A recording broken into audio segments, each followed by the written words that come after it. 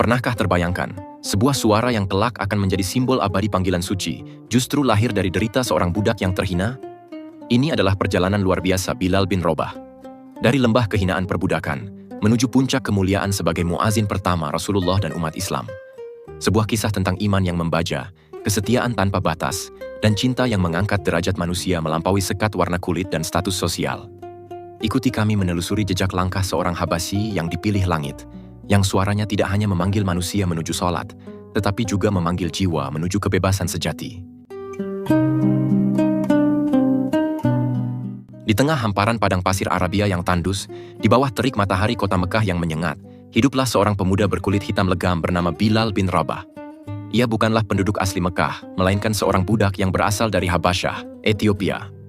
Ibunya, Hamamah, juga seorang budak wanita, sehingga status Bilal sejak lahir adalah milik tuannya.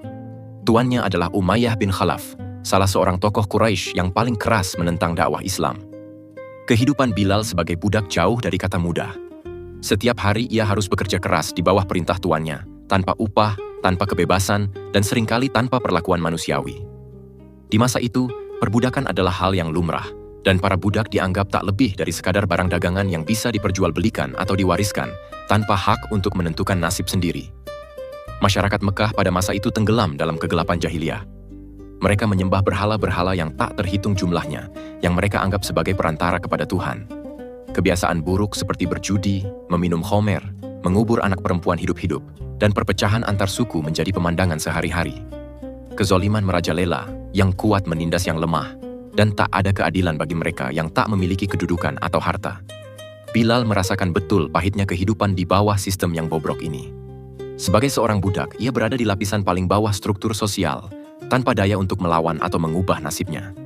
Setiap hari ia menyaksikan kesombongan para pemuka Quraisy, kemewahan hidup mereka yang kontras dengan penderitaan kaum miskin, dan ritual-ritual penyembahan berhala yang menurut nuraninya terasa begitu hampa dan tak masuk akal.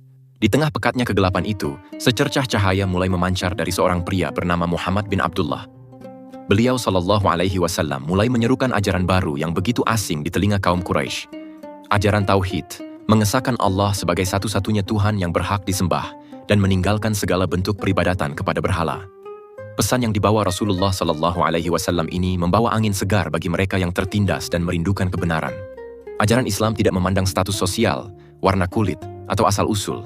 Di mata Allah, semua manusia sama, yang membedakan hanyalah ketakwaan. Kabar tentang ajaran baru ini perlahan-lahan sampai ke telinga Bilal, mungkin melalui bisik-bisik sesama Buddha atau dari perbincangan orang-orang di pasar. Meskipun ia seorang Buddha, Bilal memiliki hati yang bersih dan akal yang cerdas. Ketika Bilal mendengar tentang ajaran yang dibawa oleh Nabi Muhammad SAW, terutama tentang keesaan Tuhan dan persamaan derajat manusia, hatinya bergetar. Ajaran ini seolah menjawab kegelisahan dan pertanyaan-pertanyaan yang selama ini terpendam dalam jiwanya. Ia merasa ada sesuatu yang benar dan luhur dalam seruan itu, sesuatu yang jauh berbeda dari kemusyrikan dan ketidakadilan yang ia saksikan setiap hari. Diam-diam, Bilal mulai mencari tahu lebih banyak tentang Islam. Ia mendengarkan dengan saksama setiap informasi yang bisa ia dapatkan, meski harus dilakukan dengan sembunyi-sembunyi agar tidak diketahui oleh tuannya yang kejam. Keingintahuan itu semakin hari semakin besar, mendorongnya untuk mendekat pada sumber cahaya kebenaran tersebut, meski ia sadar betul resiko besar yang akan dihadapinya jika ketahuan. Suatu hari, dengan keberanian yang luar biasa, Bilal bin Rabah berhasil menemui Rasulullah Shallallahu Alaihi Wasallam. Pertemuan itu menjadi titik balik dalam hidupnya. Setelah mendengar langsung penjelasan dari lisan mulia sang Nabi Shallallahu Alaihi Wasallam tentang keindahan Islam, tentang kasih sayang Allah, dan tentang janji kebahagiaan abadi bagi orang-orang yang beriman dan beramal saleh, tak ada lagi keraguan dalam hati Bilal. Ia merasakan ketenangan dan kedamaian yang belum pernah ia rasakan sebelumnya. Di hadapan Rasulullah Shallallahu Alaihi Wasallam, dengan tulus dan penuh keyakinan, Bilal mengucapkan dua kalimat syahadat. Asyhadu an la ilaha illallah, wa asyhadu anna Muhammadar Rasulullah. Ia bersaksi bahwa tiada Tuhan selain Allah dan Muhammad adalah utusan Allah. Sejak saat itu, Bilal bin Rabah telah resmi menjadi seorang Muslim, bergabung dengan barisan para pengikut awal Nabi yang mulia. Keislaman Bilal pada awalnya dirahasiakan. Ia sadar betul akan kebengisan Umayyah bin Khalaf dan para pembesar Quraisy lainnya terhadap siapa saja yang berani meninggalkan agama nenek moyang mereka dan mengikuti ajaran Muhammad Sallallahu Alaihi Wasallam. Namun, cahaya iman yang telah merasuk ke dalam kalbunya terlalu terang untuk terus disembunyikan. Ia mulai merasakan manisnya iman, ketenangan dalam beribadah kepada Allah yang Maha Esa, dan harapan akan kehidupan yang lebih baik, bukan hanya di dunia, tetapi juga di akhirat. Bilal tahu bahwa jalan yang ia pilih tidak akan mudah, terutama bagi seorang budak sepertinya. Namun, keyakinannya kepada Allah dan Rasul-Nya memberinya kekuatan dan keberanian untuk menghadapi segala kemungkinan terburuk. Dimulailah babak baru dalam kehidupan Bilal, babak perjuangan mempertahankan iman di tengah ancaman dan siksaan. Tak butuh waktu lama bagi Umayyah bin Khalaf untuk mengetahui keislaman budaknya Bilal. Kabar tentang seorang budak Habasyah yang berani meninggalkan agama leluhur dan mengikuti ajaran Muhammad SAW dengan cepat menyebar di kalangan para pembesar Quraisy. Kemarahan Umayyah meledak. Ia merasa terhina dan dilecehkan. Bagaimana mungkin seorang budak miliknya yang dianggap tak lebih dari harta benda berani menentang kehendak tuannya dan memeluk agama yang dianggap sesat dan mengancam tatanan sosial mereka? Umayyah, yang dikenal karena kekejaman dan kesombongannya, bersumpah akan membuat Bilal menyesali keputusannya dan kembali kepada penyembahan berhala. Ia tidak akan membiarkan seorang pun dari kaumnya, apalagi seorang budak, mengikuti ajaran Muhammad SAW tanpa menerima akibat yang setimpal. Dimulailah hari-hari penuh siksaan bagi Bilal bin Rabah. Umayyah bin Khalaf dan para kaki tangannya menyeret Bilal ke tengah padang pasir yang panas membara di waktu tengah hari, ketika matahari berada tepat di atas kepala dan pasir terasa seperti bara api. Pakaian Bilal dilucuti, membiarkan kulitnya yang hitam terpanggang langsung di bawah sinar matahari yang kejam. Mereka membaringkannya di atas pasir panas, kemudian menindih dadanya dengan batu besar yang berat, membuatnya sulit bernapas dan merasakan sakit yang luar biasa. Sambil menyiksanya, Umayyah terus memaksa Bilal untuk mengingkari Allah dan Rasul-Nya, serta kembali menyebut nama Lata dan Uzza, berhala-berhala sesembahan mereka. Ia berharap rasa sakit yang tak tertahankan akan meluluhkan iman Bilal. Namun betapa terkejutnya Umayyah dan para penyiksanya. Dari bibir Bilal yang kering dan pecah-pecah, yang keluar bukanlah ucapan kufur atau permohonan ampun kepada berhala, melainkan hanya satu kata yang diulang-ulang dengan penuh keyakinan. Ahad, Ahad. Kata-kata ini seolah menjadi sumber kekuatannya, penegasan akan keimanannya yang tak tergoyahkan kepada Allah yang Maha Tunggal. Semakin keras siksaan yang ia terima, semakin lantang pula ia menyerukan keesaan Allah. Teriakan Ahad, Ahad itu menggema di padang pasir, menjadi saksi bisu atas keteguhan iman seorang hamba yang mencintai Tuhannya lebih dari dirinya sendiri. Para penyiksa semakin murka, namun mereka juga mulai merasakan keheranan dan mungkin sedikit ketakutan melihat ketegaran Bilal. Siksaan itu tidak hanya terjadi sekali, tetapi berulang kali, hari demi hari. Terkadang, leher Bilal diikat dengan tali lalu diseret oleh anak-anak di jalanan kota Mekah. Tubuhnya yang penuh luka dan lecet diseret di atas tanah yang kasar dan berbatu. Mereka mencambuknya tanpa ampun, meninggalkannya dalam keadaan lapar dan haus di bawah terik matahari. Namun, semua siksaan fisik yang mengerikan itu tidak mampu menggoyahkan akidah yang telah tertanam kokoh di dalam hatinya. Bagi Bilal, rasa sakit fisik tidak ada apa-apanya dibandingkan dengan manisnya iman dan keyakinan akan janji Allah. Ia telah merasakan kebenaran Islam, dan ia tidak akan pernah menukarnya dengan apapun, bahkan dengan nyawanya sekalipun. Ketika Abu Bakar Shiddiq radhiyallahu anhu, sahabat terdekat Rasulullah SAW, yang juga seorang saudagar kaya dan dermawan, mendengar tentang siksaan yang dialami Bilal, hatinya terenyuh. Abu Bakar dikenal dengan kelembutan hatinya dan kepeduliannya terhadap kaum muslimin yang lemah dan tertindas. Beliau tidak tahan melihat saudaranya sesama muslim disiksa sedemikian rupa hanya karena mempertahankan imannya. Tanpa ragu, Abu Bakar mendatangi Umayyah bin Khalaf. Terjadilah tawar-menawar yang sengit. Umayyah, yang pada dasarnya tamak akan harta, melihat peluang untuk mendapatkan keuntungan dari budaknya yang keras kepala ini. Ia menawarkan Bilal untuk dijual dengan harga yang sangat tinggi, berpikir Abu Bakar akan mundur. Namun Abu Bakar tidak gentar. Demi menyelamatkan Bilal dari siksaan dan memberikannya kebebasan untuk beribadah kepada Allah, Abu Bakar setuju untuk membeli Bilal dengan harga yang diminta Umayyah. Bahkan ada riwayat yang menyebutkan ia menukarnya dengan seorang budak lain miliknya yang lebih kuat dan bernilai tinggi menurut standar mereka, ditambah sejumlah emas. Umayyah, meskipun kesal karena tidak berhasil membuat Bilal murtad, akhirnya melepaskan Bilal setelah menerima bayaran dari Abu Bakar. Saat itulah Bilal bin Rabah, seorang budak yang tegar imannya, akhirnya terbebas dari cengkeraman tuannya yang kejam. Abu Bakar segera memerdekakannya.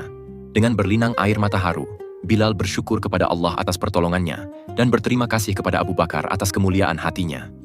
Kebebasan ini bukan hanya kebebasan fisik, tetapi juga kebebasan untuk menjalankan agamanya dengan tenang. Setelah dimerdekakan oleh Abu Bakar Ash-Shiddiq, kehidupan Bilal bin Rabah mengalami perubahan besar. Ia tidak lagi terikat oleh perintah seorang tuan yang zalim, dan kini ia bebas untuk beribadah kepada Allah tanpa rasa takut. Bilal menjadi salah satu sahabat dekat Rasulullah SAW dan senantiasa berada di sisi beliau, menyerap ilmu dan meneladani akhlak mulia sang Nabi. Meskipun telah merdeka, Bilal tetap hidup dalam kesederhanaan, tidak terlena dengan kebebasan yang baru diraihnya. Fokus utamanya adalah memperdalam pemahaman agamanya dan berkontribusi bagi perkembangan dakwah Islam yang saat itu masih menghadapi berbagai tantangan berat di Mekah. Ia menjadi bagian tak terpisahkan dari komunitas kecil Muslim yang penuh dengan semangat persaudaraan dan pengorbanan. Namun, tekanan dan intimidasi dari kaum kafir Quraisy terhadap kaum muslimin di Mekah semakin hari semakin meningkat. Mereka tidak rela melihat ajaran Islam terus menyebar dan pengikutnya bertambah. Berbagai bentuk boikot, penganiayaan, dan ancaman pembunuhan dilancarkan kepada Rasulullah SAW dan para sahabatnya. Kondisi di Mekah menjadi sangat tidak aman, terutama bagi mereka yang lemah dan tidak memiliki perlindungan suku yang kuat. Bilal, meskipun sudah merdeka, tetap menjadi sasaran kebencian karena masa lalunya sebagai budak yang memeluk Islam dan keteguhannya dalam mempertahankan iman. Para sahabat merasakan betul betapa sulitnya menjalankan ajaran agama mereka secara terbuka di tengah lingkungan yang memusuhi. Melihat kondisi yang semakin genting dan atas perintah Allah Azza wa Jalla, Rasulullah SAW akhirnya mengizinkan kaum muslimin untuk melakukan hijrah ke Yatsrib, sebuah kota oasis yang terletak sekitar 450 km di utara Mekah. Yatsrib, yang kemudian dikenal sebagai Madinah Al-Munawwaroh atau kota yang bercahaya, menawarkan harapan baru bagi kaum muslimin. Penduduk Yatsrib dari suku Aus dan Khazraj telah banyak yang memeluk Islam dan berjanji akan melindungi Rasulullah SAW dan para pengikutnya. Bilal bin Rabah termasuk dalam gelombang awal para sahabat yang melakukan hijrah. Dengan penuh keimanan dan tawakal kepada Allah, ia meninggalkan tanah kelahirannya yang semu, Mekah, tempat ia mengalami penderitaan sekaligus menemukan cahaya hidayah, menuju sebuah masa depan yang belum pasti, namun penuh harapan di Madinah. Perjalanan hijrah bukanlah perjalanan yang mudah. Mereka harus menempuh padang pasir yang luas dan berbahaya, menghindari kejaran kaum Quraisy yang terus memburu. Namun, semangat untuk menyelamatkan iman dan membangun komunitas Islam yang kuat di tempat baru mengalahkan segala rintangan. Setibanya di Madinah, kaum Muhajirin, yaitu para sahabat yang hijrah dari Mekah, disambut dengan hangat oleh kaum Ansor, yaitu para sahabat penduduk asli Madinah yang menolong.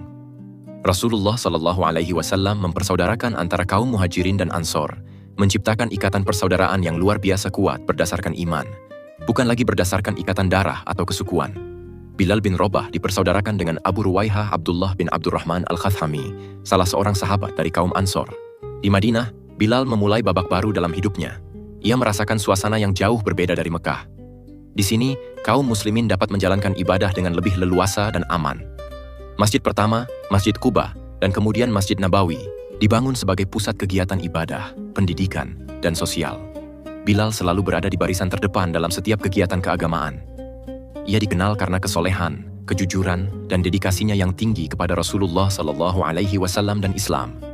Meski telah melalui berbagai penderitaan, tidak ada sedikit pun dendam atau kepahitan dalam hatinya. Yang ada hanyalah rasa syukur atas nikmat iman dan Islam, serta semangat untuk terus berjuang di jalan Allah. Ia menjadi salah satu pilar penting dalam komunitas Muslim yang baru terbentuk di Madinah. Kehidupan di Madinah tidak serta-merta menjanjikan kemewahan. Banyak kaum Muhajirin, termasuk Bilal, yang meninggalkan harta benda mereka di Mekah. Mereka harus memulai hidup dari nol. Namun, semangat kebersamaan dan saling membantu antara Muhajirin dan Ansor membuat kesulitan itu terasa lebih ringan. Bilal tidak pernah mengeluh dengan keadaannya. Ia bekerja keras untuk memenuhi kebutuhan hidupnya, sambil terus belajar dan beribadah. Kedekatannya dengan Rasulullah SAW semakin erat. Ia seringkali bertugas melayani kebutuhan pribadi Nabi, menunjukkan betapa besar cinta dan pengabdiannya. Peran Bilal dalam sejarah Islam tidak berhenti sampai di situ. Sebuah tugas mulia lainnya telah menantinya. Sebuah tugas yang akan mengukir namanya dengan tinta emas dalam sejarah umat Islam. Setelah kaum muslimin menetap di Madinah dan Masjid Nabawi telah berdiri sebagai pusat peribadatan dan kegiatan umat, muncul sebuah kebutuhan penting. Bagaimana cara memberitahukan kepada seluruh umat Islam bahwa waktu salat telah tiba? Pada awalnya, kaum muslimin berkumpul untuk salat dengan cara memperkirakan waktu atau saling memberitahu dari mulut ke mulut. Namun seiring bertambahnya jumlah jamaah, cara ini dirasa kurang efektif dan tidak teratur. Rasulullah SAW kemudian bermusyawarah dengan para sahabat untuk mencari solusi terbaik. Beberapa usulan muncul, seperti menggunakan lonceng seperti orang Nasrani, atau trompet seperti orang Yahudi, atau menyalakan api sebagai tanda. Namun, semua usulan tersebut belum ada yang benar-benar memuaskan hati Rasulullah SAW. Pada suatu malam, seorang sahabat dari kaum Ansor bernama Abdullah bin Zaid bin Abdi Rabbihi bermimpi. Dalam mimpinya, ia didatangi oleh seorang pria yang mengenakan 2 helai pakaian hijau sambil membawa sebuah lonceng. Abdullah bin Zaid berniat membeli lonceng tersebut untuk digunakan memanggil orang salat. Namun, pria itu bertanya, "Untuk apa engkau membeli ini?" Abdullah bin Zaid menjawab, "Untuk memanggil orang salat." Pria itu berkata, "Maukah kutunjukkan kepadamu sesuatu yang lebih baik dari itu?" Abdullah bin Zaid menjawab, "Tentu saja." Lalu pria itu mengajarkan lafaz-lafaz azan. Allahu Akbar, Allahu Akbar, Allahu Akbar, Allahu Akbar. Ashhadu an la ilaha illallah. Ashhadu an la ilaha illallah. Ashhadu anna Muhammadar Rasulullah. Ashhadu anna Muhammadar Rasulullah. Hayya 'alash shalah. Hayya 'alash shalah. Hayya 'alal falah. Hayya 'alal falah. Allahu Akbar, Allahu Akbar. La ilaha illallah. Keesokan paginya, Abdullah bin Zaid segera menemui Rasulullah SAW dan menceritakan mimpinya. Mendengar lafaz-lafaz azan tersebut, Rasulullah SAW bersabda, "Sesungguhnya ini adalah mimpi yang benar, insya Allah." Beliau SAW kemudian menyuruh Abdullah untuk mengajarkan lafaz azan itu kepada Bilal bin Rabah. "Ajarilah Bilal kalimat-kalimat itu, karena sesungguhnya suaranya lebih lantang dan merdu daripadamu," sabda Rasulullah SAW. Pemilihan Bilal ini bukanlah tanpa alasan. Bilal dikenal memiliki suara yang sangat indah, lantang sehingga mampu menjangkau jarak yang jauh. Selain itu, ketakwaan dan keikhlasan Bilal menjadi pertimbangan penting. Tugas mulia mengumandangkan panggilan suci ini membutuhkan seseorang dengan kualitas spiritual yang tinggi. Maka, tibalah saatnya azan pertama dikumandangkan. Bilal bin Rabah naik ke tempat yang tinggi, ada riwayat menyebutkan atap salah satu rumah di dekat masjid. Dengan suara yang menggetarkan jiwa, penuh penghayatan dan kekhusyukan, Bilal mengumandangkan kalimat-kalimat tauhid dan seruan untuk sholat. Allahu Akbar, Allahu Akbar. Suara emas itu menggema di seluruh penjuru Madinah, menembus keheningan pagi, menyentuh hati setiap muslim yang mendengarnya. Kaum muslimin yang mendengar seruan agung itu segera bergegas menuju masjid untuk menunaikan sholat berjamaah. Saat itu, Umar bin Khattab yang sedang berada di rumahnya juga mendengar suara azan tersebut. Ia segera keluar menemui Rasulullah SAW dan berkata bahwa ia juga bermimpi hal yang sama seperti Abdullah. Hal ini semakin menguatkan bahwa azan adalah petunjuk dari Allah. Sejak hari itu, Bilal bin Rabah secara resmi menjadi muazin pertama dalam sejarah Islam, muazin Rasulullah SAW. Setiap hari, 5 kali sehari, suara merdunya mengalun indah, memanggil kaum muslimin untuk menunaikan kewajiban salat. Azan yang dikumandangkan Bilal bukan sekedar panggilan biasa. Itu adalah deklarasi kebesaran Allah, kesaksian atas kerasulan Muhammad SAW, dan ajakan menuju kemenangan dan kebahagiaan hakiki. Suaranya menjadi simbol syiar Islam, penanda waktu sholat, dan pengingat bagi kaum muslimin akan kewajiban mereka kepada Sang Pencipta. Bilal menjalankan tugasnya dengan penuh dedikasi dan keikhlasan, tanpa pernah merasa lelah atau bosan. Ia memahami betul betapa mulianya tugas yang diembannya. Posisi sebagai muazin Rasulullah SAW memberikan Bilal kedudukan yang sangat terhormat di mata kaum muslimin. Ia yang dulunya seorang budak yang dihina dan disiksa, kini menjadi sosok yang dicintai dan dihormati. Suaranya dinanti-nanti setiap kali waktu sholat tiba. Bahkan, Rasulullah SAW pernah bersabda mengenai keutamaan muazin, bahwa mereka akan memiliki leher yang paling panjang, sebagai tanda kemuliaan di hari kiamat. Bilal tidak pernah menyombongkan diri dengan kedudukannya. Ia tetap menjadi pribadi yang rendah hati, tawadu, dan senantiasa berusaha meningkatkan kualitas imannya. Kisah Bilal menjadi bukti nyata bahwa dalam Islam, kemuliaan seseorang tidak diukur dari status sosial, warna kulit, atau asal-usul, melainkan dari ketakwaan dan pengabdiannya kepada Allah Azza wa Jalla. Suara Bilal telah mengukir sejarah, menjadi warisan abadi bagi umat Islam di seluruh dunia. Kehidupan Bilal bin Rabah di Madinah tidak hanya diisi dengan tugasnya sebagai muazin. Ia juga turut serta dalam berbagai perjuangan dan peperangan yang dihadapi kaum muslimin untuk mempertahankan diri dan menyebarkan dakwah Islam. Bilal selalu berada di barisan terdepan, menunjukkan keberanian dan kesetiaannya kepada Rasulullah SAW. Dalam Perang Badar, pertempuran besar pertama antara kaum muslimin dan kaum kafir Quraisy, Bilal berkesempatan untuk berhadapan langsung dengan mantan tuannya yang dulu menyiksanya dengan kejam, Umayyah bin Khalaf. takdir mempertemukan mereka di medan perang. Dalam pertempuran itu, Umayyah bin Khalaf akhirnya tewas. Bukan secara langsung di tangan Bilal, namun Bilal menjadi salah satu saksi jatuhnya salah satu tokoh utama penentang Islam tersebut. Kematian Umayyah menjadi simbol runtuhnya tirani dan kezoliman yang pernah ia rasakan. Bilal juga ikut serta dalam berbagai peristiwa penting lainnya, seperti Perang Uhud, Perang Khandaq, Perjanjian Hudaibiyah, hingga Fathul Makkah, pembebasan kota Mekah. Kesetiaannya kepada Rasulullah SAW tidak pernah luntur. Ia senantiasa siap sedia menjalankan perintah Nabi, baik dalam keadaan suka maupun duka, lapang maupun sempit. Kedekatannya dengan Rasulullah SAW membuatnya banyak menyerap akhlak mulia dan ajaran Islam secara langsung. Bilal bukan hanya seorang muazin, tetapi juga seorang sahabat yang terpercaya dan dicintai oleh Nabi. Rasulullah SAW seringkali memuji keteguhan iman Bilal dan kesabarannya dalam menghadapi cobaan. Beliau SAW pernah mendengar suara terompah Bilal di surga dalam mimpinya, sebuah pertanda akan kedudukan mulia Bilal di sisi Allah Azza wa Jalla. Puncak dari perjuangan dakwah Rasulullah SAW adalah peristiwa Fathul Makkah, ketika kaum muslimin berhasil memasuki kota Mekah tanpa pertumpahan darah yang berarti. Ini adalah momen kemenangan besar bagi Islam. Setelah membersihkan Ka'bah dari berhala-berhala yang selama ini disembah oleh kaum jahiliyah, Rasulullah SAW memerintahkan Bilal bin Rabah untuk naik ke atas Ka'bah dan mengumandangkan azan. Ini adalah sebuah pemandangan yang sangat mengharukan dan penuh makna. Bilal, seorang mantan budak berkulit hitam dari Habasyah, kini berdiri di atas bangunan suci Ka'bah, mengumandangkan kalimat-kalimat tauhid di jantung kota yang dulu pernah menghina dan menyiksanya. Suara azannya menggema, menandakan runtuhnya era kemusyrikan dan tegaknya panji-panji Islam di tanah Arab. Peristiwa ini menjadi bukti nyata akan kemuliaan Islam yang mengangkat derajat manusia berdasarkan ketakwaan, bukan status sosial atau ras.